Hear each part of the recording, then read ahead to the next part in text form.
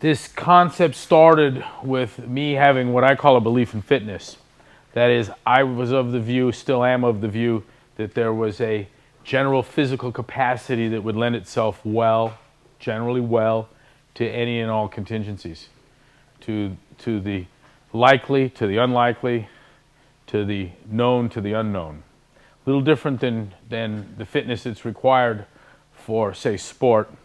In fact, one of the things that demarcates, delineates, defines sport physiologically is how much we know about the physiological demands. And so I look at a guy like this, Mr. Prefontaine, rest in peace. I don't think a 400-pound bench press would have helped his efforts or made him a better runner. You understand that? And if you want to be in a bench press competition, I don't think training with him would have gotten you there either.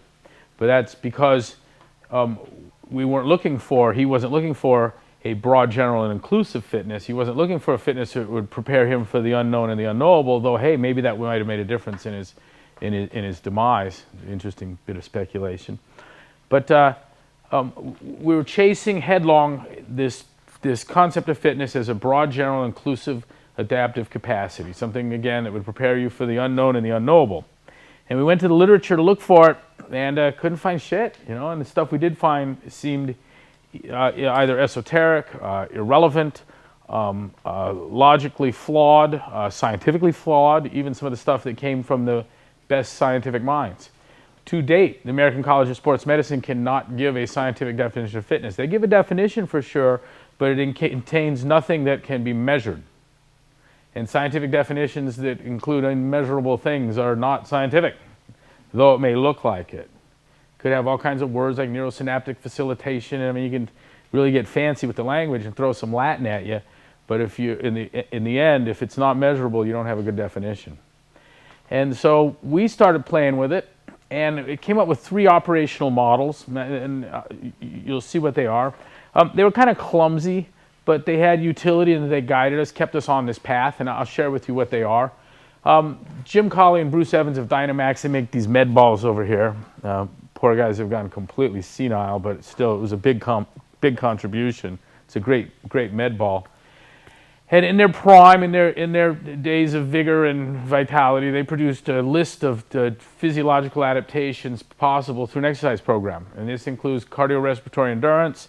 And you can get these from the What is Fitness article. You needn't write them down. It's just, I want you to just get an overview here of what we're talking about. But they listed these 10 general physical skills, they called them. And really what they did is they represented the gamut of potential adaptation, physiological adaptation to an exercise program. That is, you can improve cardiorespiratory endurance, stamina, strength, flexibility, power, speed, coordination, accuracy, agility, and balance. 10.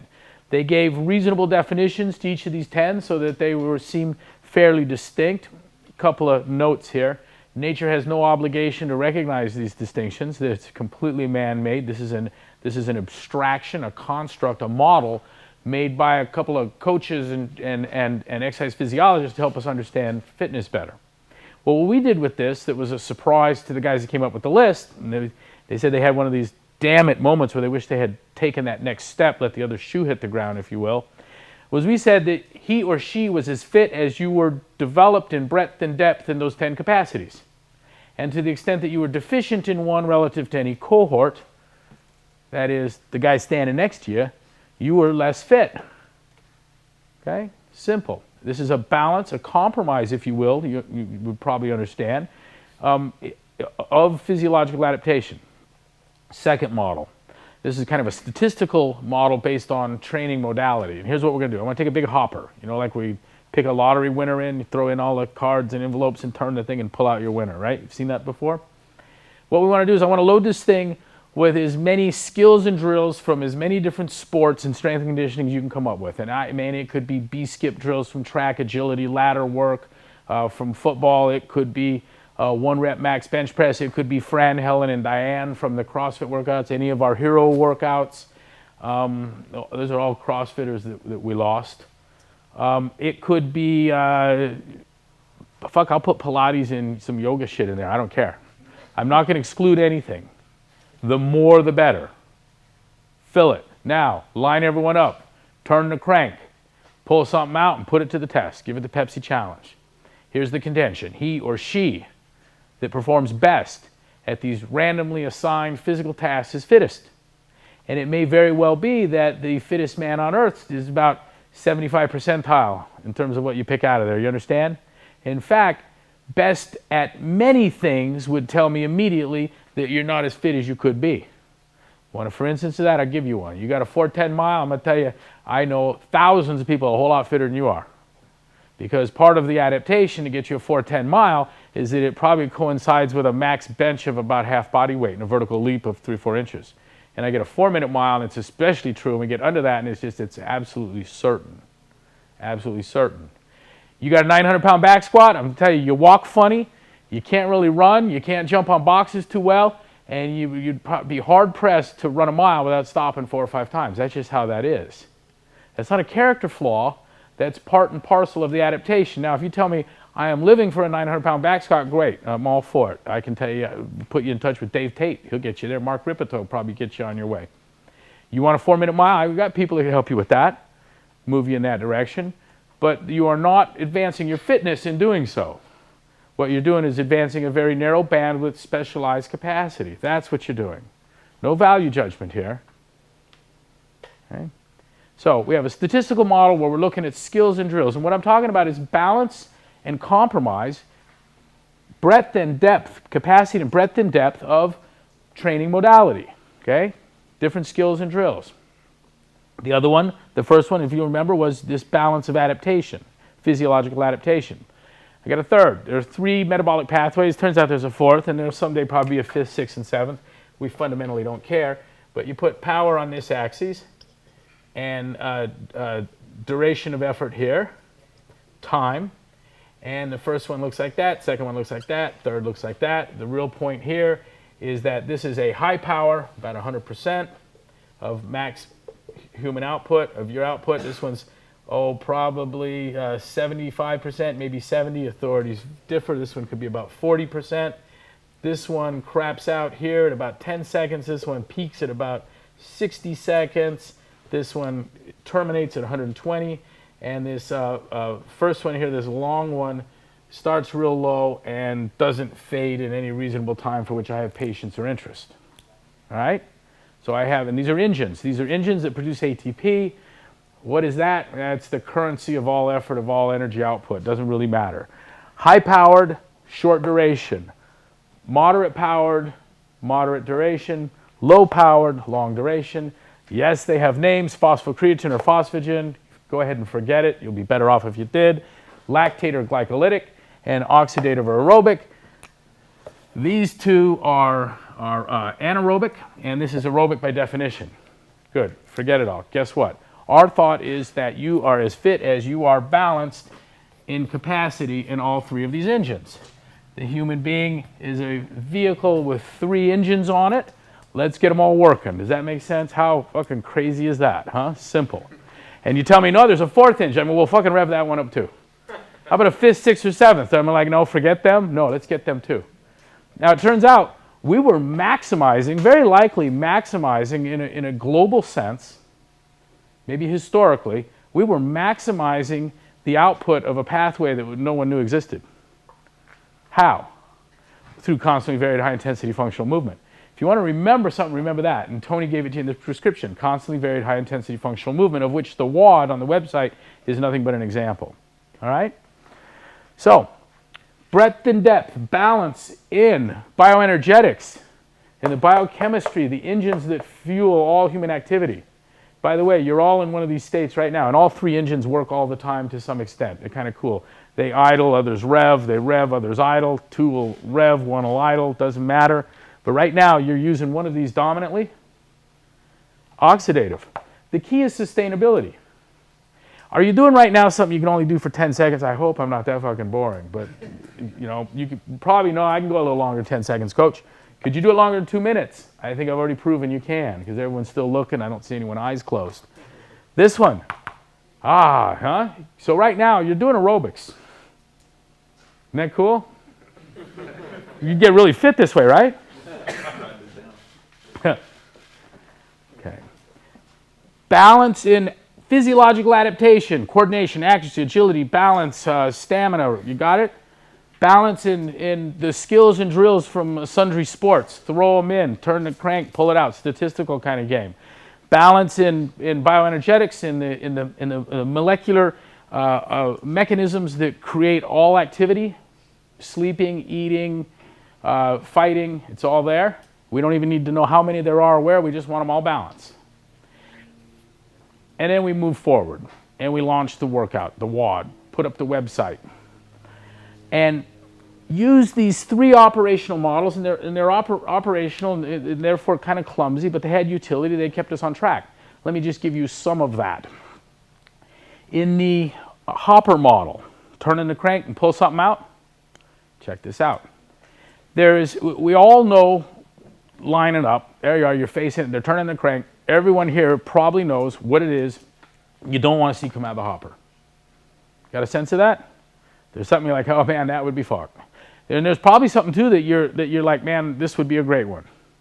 But if you're like everyone else and you're standing there and the crank's turning, you're saying some kind of silent prayer. Dear God, don't let it be. And there's something you just don't want to be confronted with. Here's what I have learned about fitness, about sport training, about preparing yourself for the unknown and the unknowable. There is more traction, more advantage, more opportunity in pursuing that thing that you don't want to see come out headlong than putting more time into that thing you're already good at. That thing you don't want to see come out is a chink in your armor. And that addressing it will make a difference for you in ways that you'll never be able to predict prior to the experiment. Never be able to predict. And we have countless examples of this from amateur and professional sport. And really the heart of this is that we've learned some things about GPP that the world never knew before, general physical preparedness. Someone's taking notes, so I'm going to just run with that a little bit here and give you some fuel on this. There is more opportunity to advance athletic performance in advancing GPP beyond whatever you think its current state is than there is more specific strength and conditioning training, specific to the sport. I don't care who you are. You could be 8-figure ball sport megastar, or UFC champ, or the guy next door. There is some significant glaring deficiency in your GPP. And as a correlate to that, just to give you a clinical sense of this, it will take me at most, 2 hours to find it. 2 hours. I guarantee I'm going to have it nailed down, be able to confront you. Look, dude, relative to other people at your performance level, this is something you suck at compared to them. I don't care who you are. Fixing that will give advantage where it doesn't make sense, maybe mechanically or metabolically. Why do more pull-ups make for better skiers? I'm not quite sure. We've got some theories, but we've demonstrated it's a fact. Do we need to know the why of it? The actual mechanism? Not really, because I'm in the business of just advancing performance. So we got these 3 models. We're doing constantly varied high-intensity functional movement as an attempt to stay true. These are more like lighthouse guideposts, litmus for us than anything else. And we're plugging along and we're doing WODs and we're collecting data and we start analyzing this data and looking at it. And what does it really mean to do Fran? What does it really mean to do Helen? What does it mean to say that your time went from 7 minutes to 6 minutes to 5 minutes to 4 minutes? And some interesting things kind of came out of this. Now, work is force times distance divided by time. And apologies, just a little bit of algebra-like here. Maybe I shouldn't have even said that word, but don't let it scare you. Force times distance divided by time. Essentially, what does it weigh? Distance, how far did you displace it upward? Time, how long did it take? Now the functional movements, this prescription here is constantly varied high-intensity functional movements. The functional movements are defined as well as by any other definition. They have a unique capacity to move large loads, long distance, and quickly. They are singularly unique, and this, by the way, turns out to be power. Now, in a workout like Fran, does any of you know what that is? Show of hands if you do. Look, here's a thruster. I front squat, drive 95 pounds overhead. That's 1 rep. Do 21 of those. Then 21 pull-ups. And it's basically 21 times chin over the bar anyhow. The kip is the most efficient way to do that. All right? 21 pull-ups, then go back 15 of the thrusters, 15 of the pull-ups, 9 of each, stop the clock. And we get a time for it. Okay? So, Zach. The work required for Zach to do Fran is constant. It doesn't change Unless your height changes, the distance we travel, the load changes, your weight changes, or the bar changes. But as long as your current, what are you, 5'8", 5'9"? 5'10". As long as you stay 5'10" and your weight doesn't change, and we stay at 95 pounds, and we don't change our standards for range of motion, and we do not, then every time you do that workout, the work is constant. Okay? So we do it some first time here, and we get some time 1 for it. And if we do it at another date, I've got the same work, don't let this scare you, and I get a separate time. Now, if I go to divide these, if I want to compare these two here, check this out, T1 divided by WZF of some T2. You guys remember how to do this? We take the denominator here and flip it, right? F over T1, and now I have T2 here, and WZF here. These are the same, and they cancel. Now, suppose there was some error, and there will be. We know about it. Those of you who got a math physics background. You doc, PT? Just a smart kid. It's good. As long as this work is constant, it is, any error inherent that lies within our methodology of measurement. And how am we doing this? I'm measuring the weight with a scale. I'm measuring the distance you travel with a tape measure. And I'm measuring the time with a watch. There's really not a lot of error there. But there are some interesting things because we're calculating the body's displacement by you looking at the center of mass, blah, blah, blah. It is zero order error. It is constant error. The error that is here when I do it the second time. But what happens when we go to look at the math? What happens is the work and its error cancels. And the ratio of the second time we did it to the first time we did it describes my progress to the accuracy and precision of the fucking watch, which is really enormous. It's the best of my tools. It's better than my scale. It's better than my ability to use a yardstick. It's time. It's watch. It's easy. So what are we looking at here? Well, we're looking at changes in power. We're looking at changes in power. And we didn't have to study this much longer to come to this understanding that if I put power on this axis and duration of effort here, and say we take a handful of efforts that take approximately 10 seconds to do and measure their power output and get an average. And I can do this at 30 seconds, and I can give you examples, but it doesn't really matter. And we can keep playing this game, getting these data points, and then graph this thing. What I've done here, technically, mathematically, with adequate scientific accuracy and precision is I have graphed an individual, or I can do this with a company, a group, a battalion, a platoon, or a country. I have measured work capacity across broad time and modal domains. By the way, this power is work capacity. Here, we'll draw it again. Pull it out of the rubble here. Power equal force times distance divided by time. Work, that's work per unit time. Work capacity, power is work capacity. I have a measure here of your work capacity across broad time from short duration to long duration, and modal, doing a bunch of different things at each duration, at each time limit. I have measured your work capacity across broad time and modal domains. And what this means is that the area under the curve gives me scientific, accurate, and precise measure, scientific measure, valid measure of an athlete's fitness. And we're the first people to have ever done that. First people to ever done that. Now, I got exercise physiologists, oh man, and you know, scratching their heads and calling it dangerous, and you know, it is dangerous because it's fucking up their position in the market, and calling me an asshole, but you know, I don't have anyone out of exercise physiology who's refuting this. And what's interesting, when we show this to physicists, chemists, engineers, you know what they say? Why, of course, there's no other way to assess the capacity of something, be it rocket, motorcycle, truck, Humvee, tank. I want to know how fat, what does it weigh? How far did it move? And how long did it take? And it turns out that everything else is derived from that or entirely irrelevant. Like, is it blue or green? You know, we don't care. You with me? Okay.